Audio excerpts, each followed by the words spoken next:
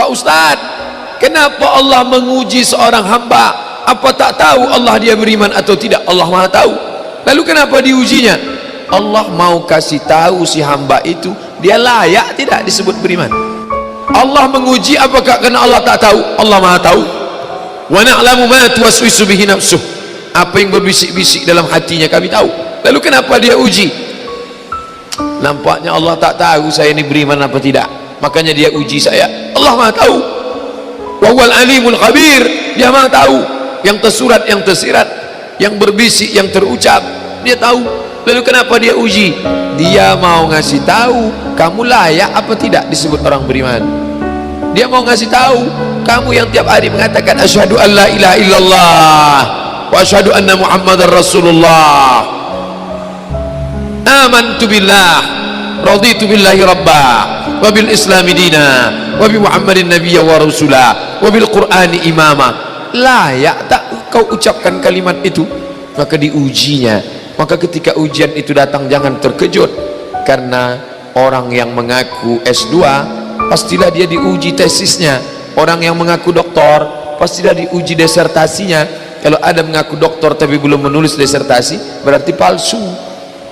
Kalau ada mengaku layak menjabati suatu tempat tapi belum teruji berarti palsu. Yang palsu tak layak untuk menerima hadiah. Bapak Ibu yang dimuliakan Allah Subhanahu wa taala, maka ketika ujian itu datang pada hari silih berganti, itulah datang ujian. Wala nabluwannakum bisyai'im minal khauf. Kami uji dia dengan takut. Ujian yang pertama khauf, takut.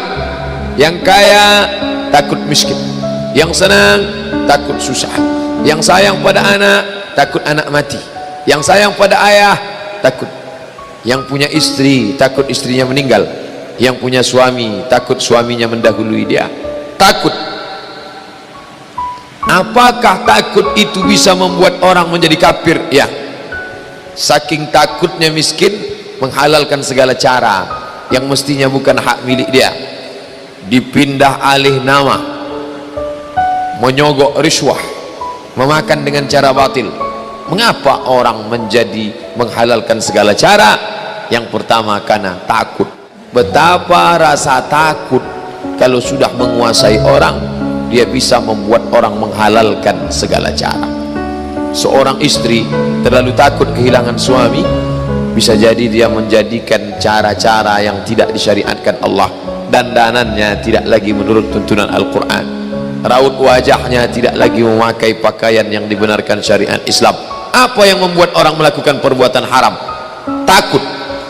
Artis ingin eksis di panggung hiburan, maka dia buka yang tidak semestinya dilihat oleh bukan mahramnya.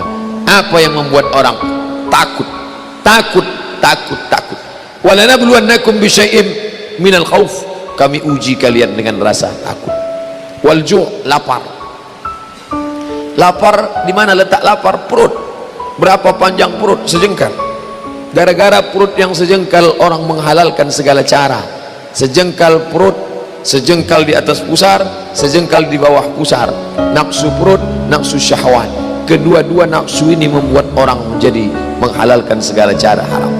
Mati, sakit, takut mati, takut sakit, takut susah, takut melarat. Wathamarat, takut buah-buahan hilang, takut paceklik, takut kemarau panjang, sampai-sampai meminta kepada setan, sampai-sampai memandikan kucing, sampai-sampai membuat sajen.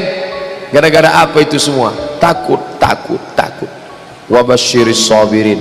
Berikanlah kabar gembira kepada orang-orang yang sabar. Siapa itu? Alladzina idza asabathum musibah. Orang-orang yang ketika dia ditimpakan ujian itu, apa kata mereka? Qalu, mereka berkata, inna lillah wa inna ilaihi raji'un. Jangankan harta kami, jangankan anak kami, jangankan suami kami, jangankan rumah kami, jangankan jabatan kami, inna lillah, diri kami ini pun milik Allah, bukan punya kami. Kalau dia yang punya, apa salahnya dia ambil? Maka ketika harta diambil, salah satu yang membuat manusia kehilangan ketika dia merasa memiliki. ini punya saya, ini milik saya. Kalau orang sudah terlampau memiliki, maka ketika hilang muncul kekecewaan, salah sangka. Makanya kita ini selalu sering salah sangka. Kita sangka punya kita, padahal bukan punya kita. Lillahi ma fis samawati wa ma fil ard. Apa yang di langit, apa yang di bumi, lillah, bukan punya kamu. Kenapa? Kalau sampai kita katakan punya kita, lalu ketika dia hilang kita stres, kita depresi. Orang yang kehilangan anak, dia tidak sedih. Kenapa? Karena itu pergi duluan, nanti dia akan menyusul belakangan. Suami kehilangan istri, dia tak sedih. Kenapa? Karena sudah dibawanya ganti yang baru, Pak Ustaz. Bukan, dia tak sedih. Kenapa? Karena dia tahu nanti saya akan berjumpa dengan dia di tempat yang lebih kekal abadi. Sekarang kalau saya hidup sama-sama dia, dia tua, dia keriput, dia sakit, dia mati. Nanti saya berjumpa lagi dengan dia di mana? Di tempat kekal abadi yang tak pernah sakit, tak pernah mati.